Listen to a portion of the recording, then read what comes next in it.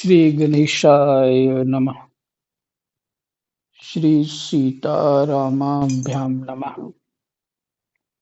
श्री हनुमते नमः। श्री उमापते नमः। श्री गुरुवे नमः। सब संतन की जय जय। जय जय सीताराम। राधे श्याम।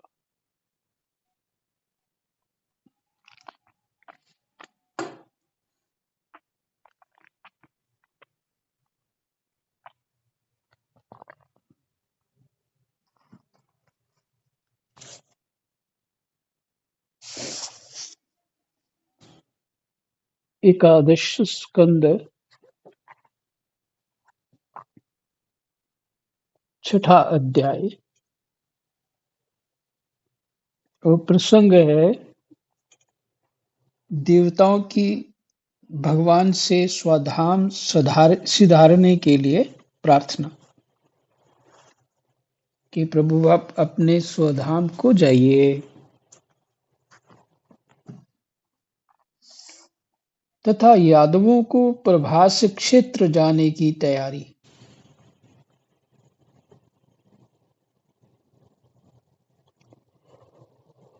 तथा यादवों को प्रभास क्षेत्र जाने की तैयारी करते देख उद्धव का भगवान के पास आना।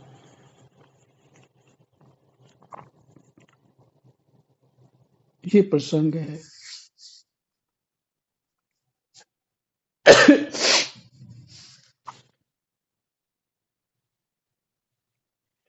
कृष्णाय वासुदेवाय हरये परमात्मने प्रणतः क्लेशनाशाय गोविंदाय नमो नमः।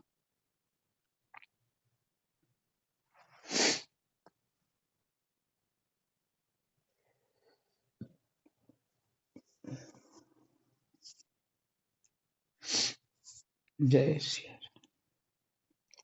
श्री सुखदेव जी कहते हैं,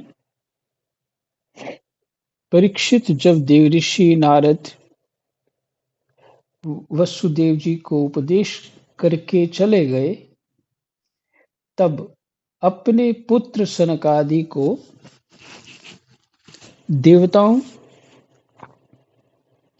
और प्रजापतियों के साथ ब्रह्मा जी, भूतगणों के साथ सर्वेश्वर महादेव जी और मरुदगणों के साथ देवराज इंद्र द्वारिका नगरी में आए। कौन कौन आए? जब नारद जी ने वसुदेव जी को उपदेश कर दिया।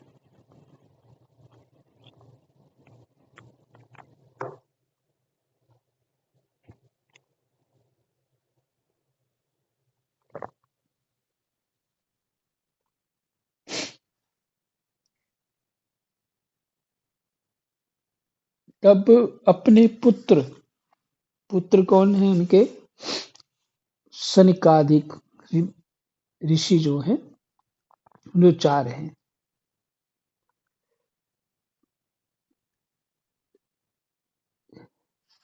माने ब्रह्मा जी, देवताओं और प्रजापतियों के साथ ब्रह्मा जी, उनके पुत्र भी ब्रह्मा जी के ही सारी संतान हैं। तो जो और ऋषि महर्षि आए, उनको कुछ उनमें से प्रजापति हैं। तो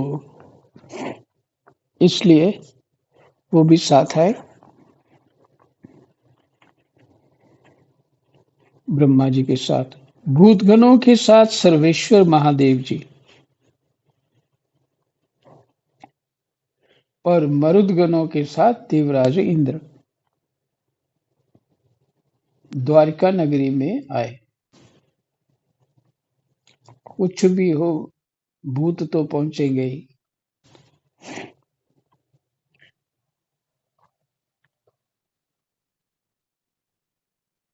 भूतगणों के साथ सर्वेश्वर महादेव जी और मरुदगणों के साथ देवराज इंद्र द्वारिका नगरी में आए।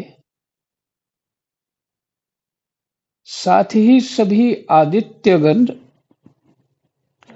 आठों वसु,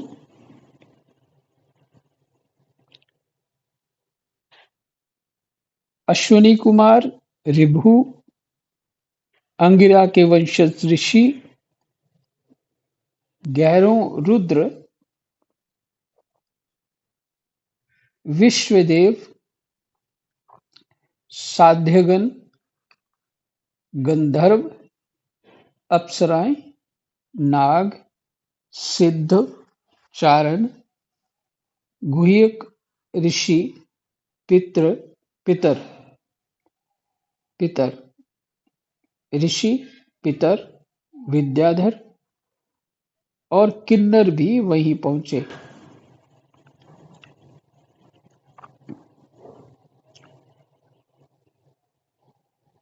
कुछ तो इनमें सूक्ष्म हैं और कुछ तो प्रत्यक्ष ही रहते हैं शरीर धारण करके। ये सभी वहां पहुंचे। कहाँ पे? द्वारिका में। इन लोगों के आगमन का उद्देश्य ये था कि मनुष्य सा मनोहर वेश धारण करने वाले और अपने श्याम सुंदर विग्रह से सभी लोगों का मन अपनी ओर खींचकर रमा लेने वाले भगवान श्री कृष्ण का दर्शन करें।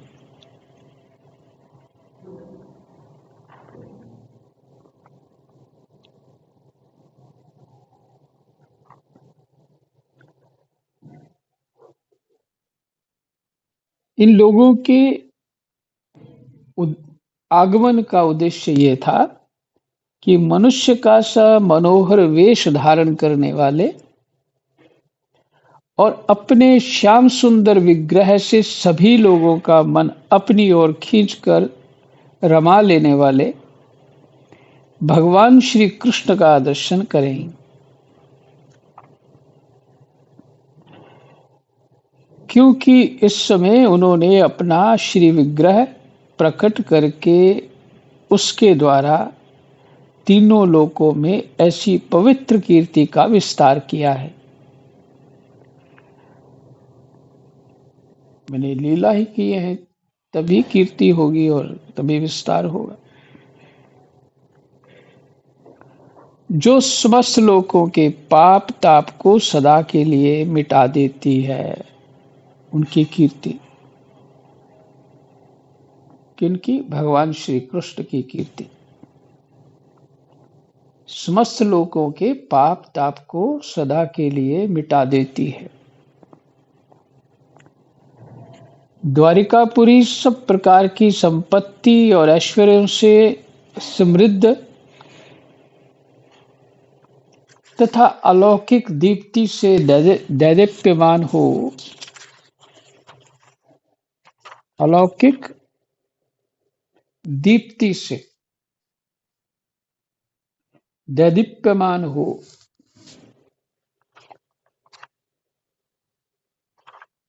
दैदीप्यमान हो रही थी।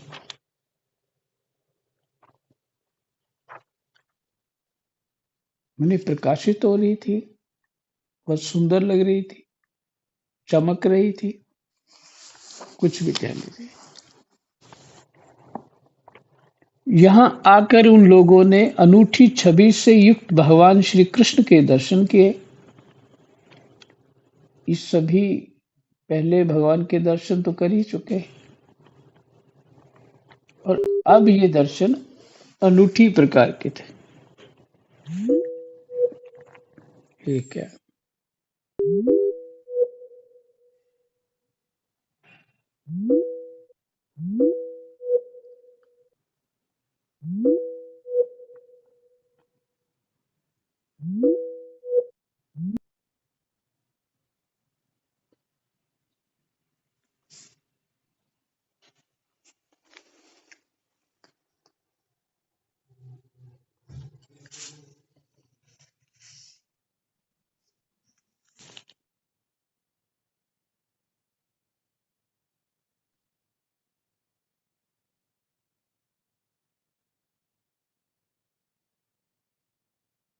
वहां आकर उन लोगों ने अनूठी छवि से युक्त भगवान श्री कृष्ण के दर्शन किए। भगवान की रूप माधुरी का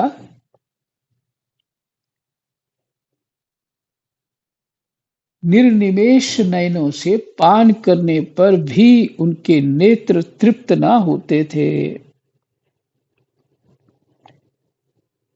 मैंने सभी देवता लोग पलक भी नहीं झपकते थे। देवता, ऋषि, गंधर्व, सिद्ध, चारण, ये सभी बहुत सारे विद्याधर इत्यादि और भी ये सब पहुंचे थे। उनके नेत्र तृप्त ना होते थे।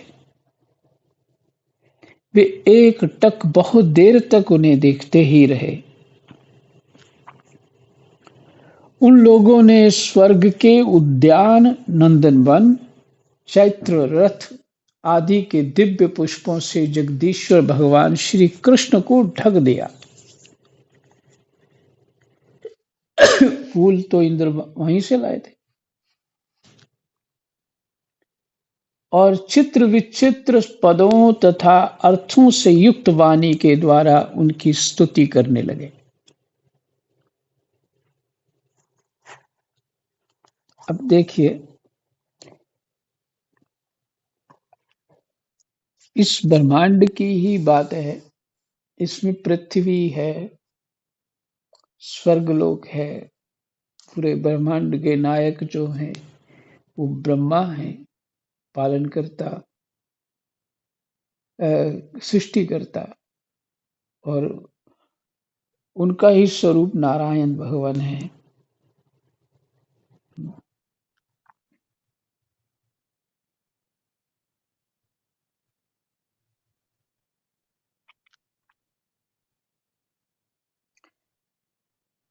और सभी आए, मेरे सभी लोग आए।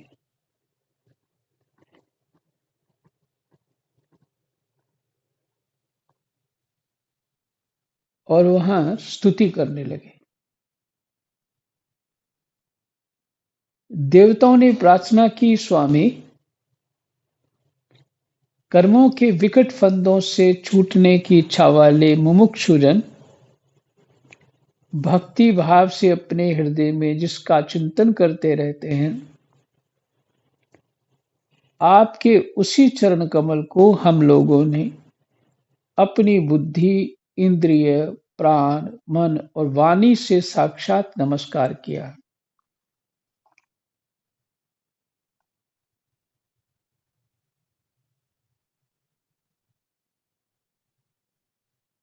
फिर से सुनिए, स्वामी, कर्मों के विकट फंदों से, कर्मों के विकट फंदों से छूटने की इच्छा वाले, कर्मों के विकट फंदों से छूटने की इच्छा वाले मुमुक्षुजन, जो मुक्त होना चाहते हैं, मोक्ष चाहते हैं, बंधन पड़ा है अब मोक्ष कर दो। मुमुक्षुजन भक्ति भाव से अपने हृदय में जिसका चिंतन करते रहते हैं, आपके उसी चरण कमल को हम लोगों ने अपनी बुद्धि, इंद्रिय, प्राण, मन और वाणी से साक्षात नमस्कार किया है। अहो, आश्चर्य है।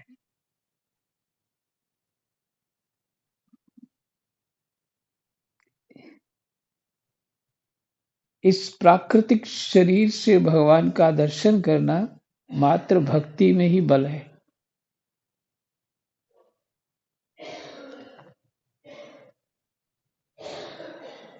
अपनी बुद्धि, इंद्रिय, प्राण, मन और वाणी से साक्षात नमस्कार किया है। ओह, आश्चर्य है। अजित, हाँ, क्या आश्चर्य है, नीचे अर्थ के कोई श्लोक लिखा है।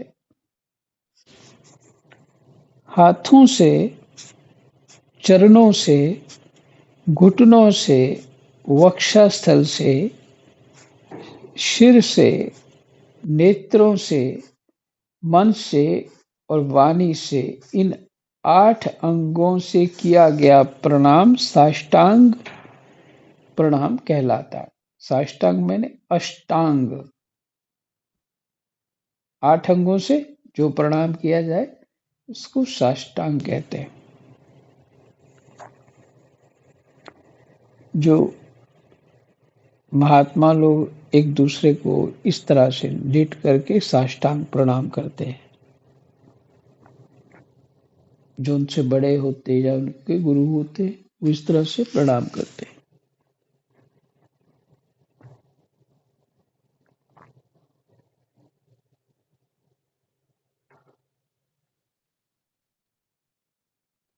क्योंकि इन आंखों से भगवान को देखना, स्थूल दृष्टि से देखना दुर्लभ बात है।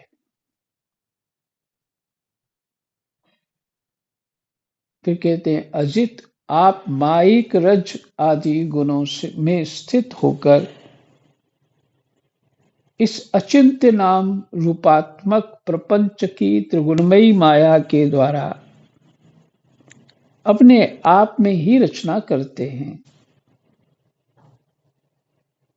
अजित आप माइक रज आदि माने रज, तम और सत्य तीनों हो गए। आदि का मतलब 2 और हैं, तम और सत्य।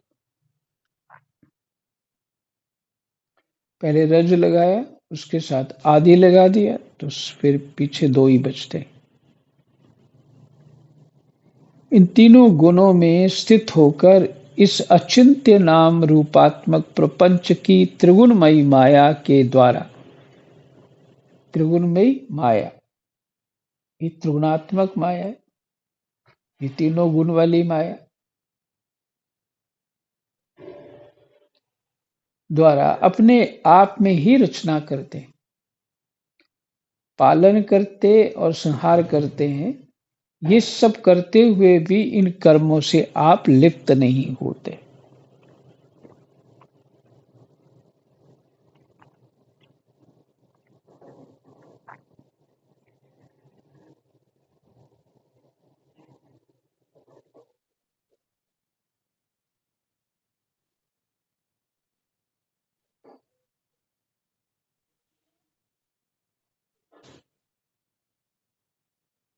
तो देखिए विचार करने वाली ये बात है, भगवान तो लिप्त नहीं कि अपने स्वरूप में रहते हैं ना, एक रस रहते हैं, अपने स्वरूप में ही रहते हैं। और एक शब्द कहा आप माइक रज आदि गुणों में स्थित होकर इस अचिंत्य नाम रूपात्मक प्रपंच की त्रिगुणमयी माया के द्वारा अपने आप में ही रचना करते हैं, पालन करते और संहार करते हैं। ये सब करते हुए भी इन कर्मों से आप लिप्त नहीं होते हैं। जीव को भी यहीं पहुंचना है, साधक जो एक दिन यहीं पहुंचेगा।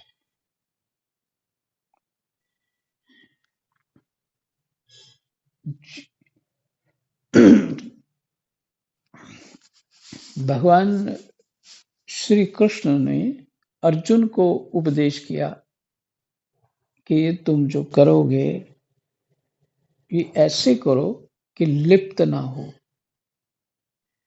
मुख्य बात ये है उसमें, ये कर्म ऐसे करो क्योंकि करना तो है ही है तेरे को। शरीर है तो ये तो क्रिया मांगता है,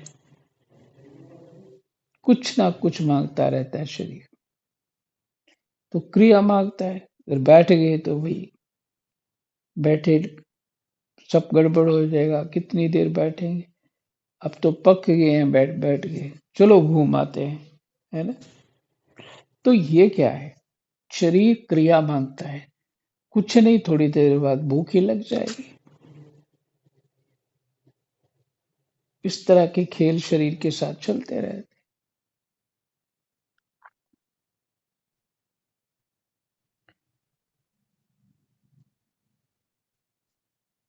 आप इसमें लिप्त नहीं होते, क्योंकि कारण क्या है?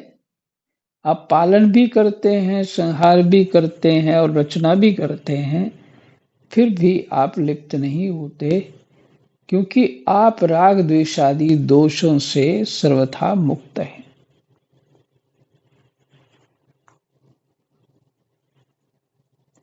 देखिए कितनी बार ये सब बोला है। अब ये शब्द इस तरह से बोला कि आप मुक्त हैं, इसलिए लिप्त नहीं होते, क्योंकि आप में राग द्वेष नहीं।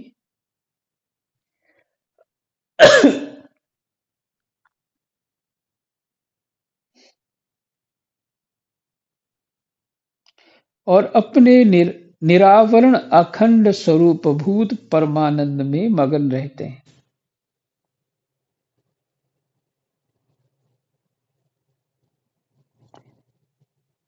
अपने निरावरण अखंड स्वरूप भूत परमानंद में मग्न रहते हैं। स्तुति करने योग्य परमात्मा जिन मनुष्यों की चित्त वृत्ति राग द्वेष आदि से कलुषित है, वे उपासना वेदाध्ययन वे उपासना वेदाध्ययन दान तपस्या और यज्ञ आदि कर्म भले ही करें,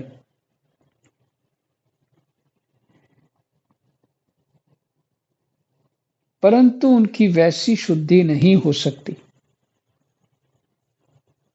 फिर से सुनिए, जिन मनुष्यों की चित्त वृत्ति राग द्वेष आदि से कलुषित है, वे उपासना वेदाध्ययन दान तपस्या और यज्ञ आदि कर्म भले ही करें, परंतु उनकी वैसी शुद्धि नहीं हो सकती जैसी श्रवण के द्वारा संपुष्ट शुद्धांतःकरण सज्जन पुरुषों की आपकी लीला कथा कीर्ति के विषय में दिनों दिन बढ़कर परिपूर्ण होने वाली श्रद्धा से होती है।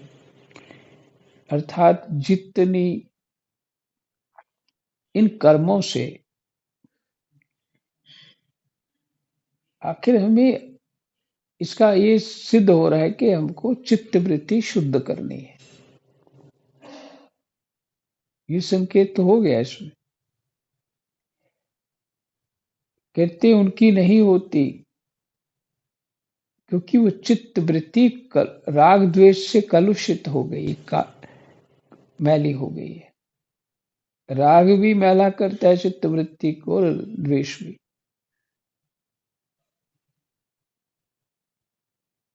और वो शुद्ध करना चाहते हो, वे उपासना वेदाध्ययन दान तपस्या आदि यज्ञ आदि कर्म भले ही करें, करने भी चाहिए, परंतु उनकी उनकी वैसी शुद्धि नहीं हो सकती। किस तरह की शुद्धि नहीं हो सकती? जैसी शुद्धि आपके लीला कथा कीर्ति लीला कथा कीर्ति को सुनने से होती है, श्रद्धा से सुनने से होती है, वैसी और उपायों से नहीं होती।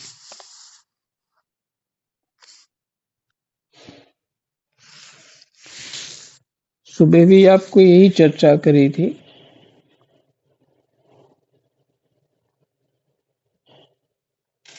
कि सत्संग कथा की महिमा जीव को विशेष स्थिति होने पर उसकी महिमा पता लगती है। जीव की विशेष स्थिति होने पर कुछ समय सुनेगा ना, कुछ 1-2 साल सुनेगा, ध्यान देगा, फिर समझ में आएगा। क्योंकि चित्त वृत्ति ही हमें तो संसार की ओर ले जा रही है, और वो चित्तवृत्ति ही भगवान की कथा में लगा दी तो बस सब काम बन गया। अब कुछ बाकी नहीं रहा। और दृष्टांत तो धुंधकारी का है ही। और भी महापुरुष यही कह रहे हैं और देवता भी यही कह रहे हैं। अभी जो सुन रहे हैं आप, ये देवता कह रहे हैं।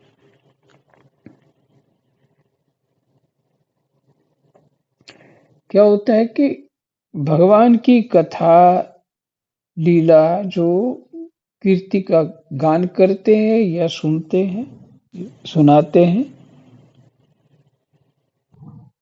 ये क्या होता है, दिनों दिन बढ़कर परिपूर्ण होने वाली श्रद्धा से होती है। तो श्रद्धा उत्पन्न हो जाती है जो बहुत दुर्लभ है। श्रद्धा, कहीं श्रद्धा बैठ गई, सबजी कल्याण हो गया। मननशील मुमुक्षु जन मोक्ष प्राप्ति के लिए अपने प्रेम से पिघले हुए हृदय के द्वारा, मननशील कथा सुनते हैं तो विचार करते हैं उसके ऊपर। जो विचार चलता रहता है वो उस विचार को घटाते रहते हैं मन ही मन। मैंने अपनी परिस्थितियों से जोड़ते रहते हैं उन विचारों को। तो मननशील मुमुक्षुजन मोक्ष प्राप्ति के लिए अपने प्रेम से पिघले हुए हृदय के द्वारा जिन्हें लिए लिए फिरते हैं, पांचरात्र विधि से उपासना करने वाले भक्तजन समान ऐश्वर्य की प्राप्ति के लिए वासुदेव, संकर्षण, प्रद्युम्न और अनिरुद्ध, इन चतुर्व्यूह के रूप में जिनका पूजन करते हैं और जितेंद्रिय धीर पुरुष स्वर्गलोक का अतिक्रमण करके भगवत धाम की प्राप्ति के लिए तीनों समय जिनकी पूजा करते हैं, याज्ञिक लोग तीनों वेदों के द्वारा बतलाई हुई विधि से अपने संयत हाथों में अपने ले भविष्य लेकर यज्ञ कुंड में आहुति देते हैं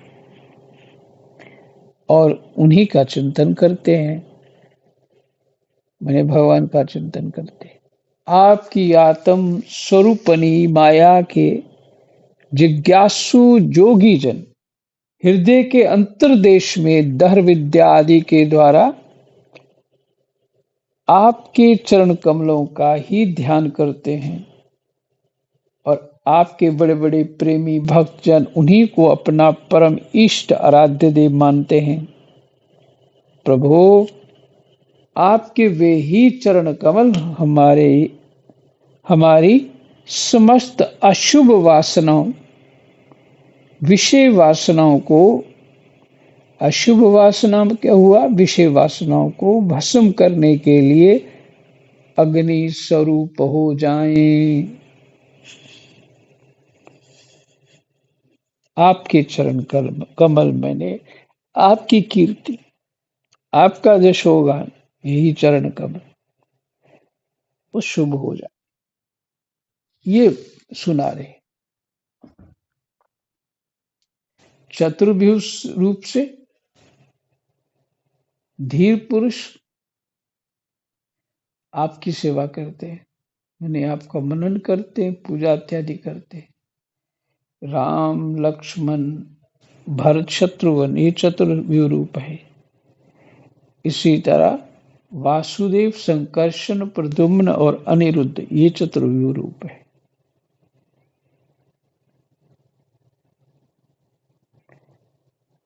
वासुदेव संकर्षण को आप जानते ही हैं और प्रद्युम्न जो है वो अनिरुद्ध जो है प्रद्युम्न के पुत्र हैं। संकर्षण तो लक्ष्मण हो मने बलराम जी, वासुदेव जी तो कृष्ण है।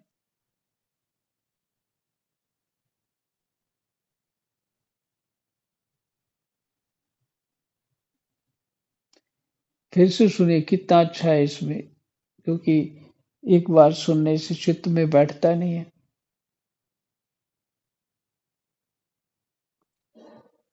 कहते हैं पांचरात्र विधि से उपासना करने वाले, नारद पांचरात्र ग्रंथ है। भक्तजन समान ऐश्वर्य की प्राप्ति के लिए, भक्तजनों ने समान ऐश्वर्य माने भगवत रूप प्राप्ति के लिए वासुदेव, संकर्षण, प्रद्युम्न और अनिरुद्ध, इन चतुर्व्यूह के रूप में जिनका पूजन करते हैं। कौन? भक्तजन, जिनका पूजन करते हैं और जितेंद्रिय धीर पुरुष स्वर्गलोक का अतिक्रमण करके, स्वर्गलोक का कौन अतिक्रमण कर सकता है? वो है जितेंद्रिय और धीर पुरुष। क्योंकि स्वर्ग में तो विषय इत्यादि ही भरमार है, हर तरह के पांचों ज्ञान इंद्रियों के विषय वहां पे देखने को बहुत भला मिल जाता है, सुंदर मिल जाता है, सुनने को अच्छा मिल जाता है, खाने स्वाद को भी अच्छा मिल जाता है, स्पर्श को भी अच्छा मिल जाता है। और बचा क्या? पांच ही तो ज्ञान इंद्रिय हैं। अच्छा मिल जाता है। जो जिसको इसकी कामना हो, वो धीर पुरुष नहीं है, वो संयत इंद्रिय नहीं है, और वही स्वर्ग को लांघ सकते हैं। बाबा बताते हैं, शास्त्रों से ही बताते थे कि भक्त जो है काल के ऊपर पैर रखे जाता है और वो विमान जब जाता है तो पितृलोक, देवलोक, सब लोकों में होता हुआ फिर अंतिम ब्रह्मलोक भी पहुंचता है, फिर भगवत धाम पहुंच जाता है। वो भगवत धाम पहुंच वही पाता है। बड़ी कठिन परीक्षा है कि पहले इस मनुष्य लोक को जीतना, इसकी सुख सुविधाओं को जीतना। अर्थात नहीं चाहिए सुविधाएं, मान सम्मान नहीं चाहिए। ये मनुष्य लोक जीता, संयम किया, और उसके बाद स्वर्ग लोक, यहाँ मनुष्य जिस नियमों में बंधे होते हैं, जिस संयम में बंधे होते हैं, देवता लोग वैसे बंधे नहीं होते,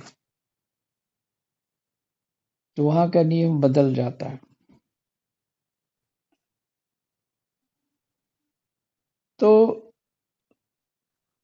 वहां विशेष सुख होने का कारण होने पे भी जीव वहां के सुखों को कुछ नहीं मानता। ऐसा भक्त जो होता है, भगवान का प्यारा होता है,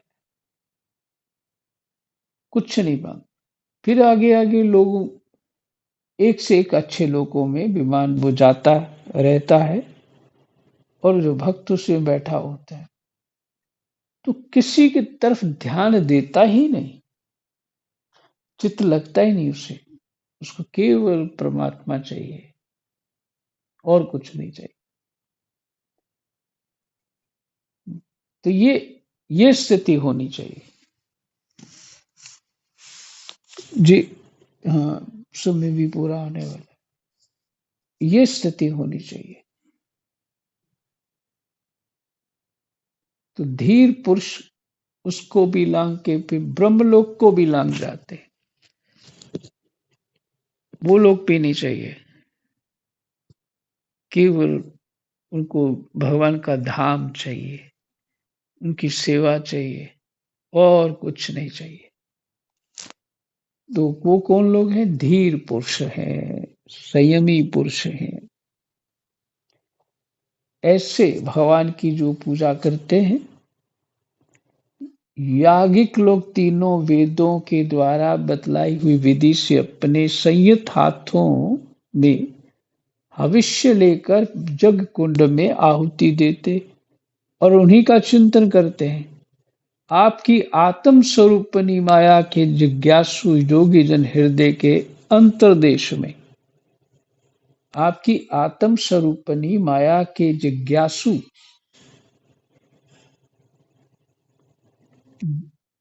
योगी जन हृदय के अंतर्देश में दहर विद्या के द्वारा, दहर विद्या आदि के द्वारा आपके चरण कमलों का ही ध्यान करते हैं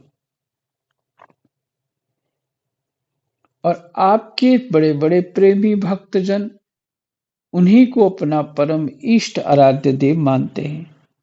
प्रभु, आपके वे ही चरण कमल हमारी समस्त अशुभ वासनाओं, विषय वासनाओं को भस्म करने के लिए अग्नि स्वरूप हों।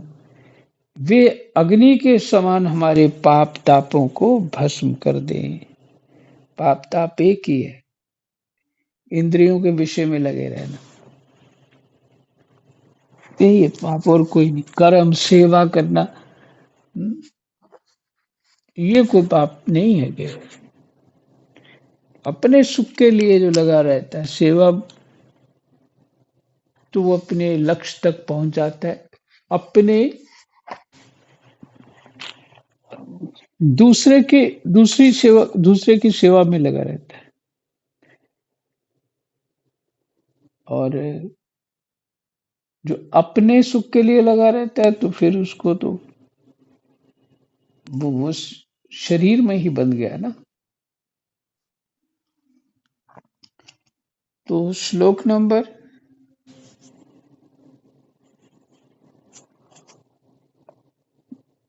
10 और 11 हो गया। ऐसे भगवान की लीला कथा जो समस्त पाप तापों को जला डालती है, ऐसी लीला कथा हमारे सभी पाप तापों को भस्म करे। देवता लोग ये कह रहे हैं। जय जय सीताराम, राधे श्याम, कृष्णाय वासुदेवाय, हरे परमात्मने, प्रणतः क्लेशनाशाय, गोविंदाय नमो नमः। जय जय सीता।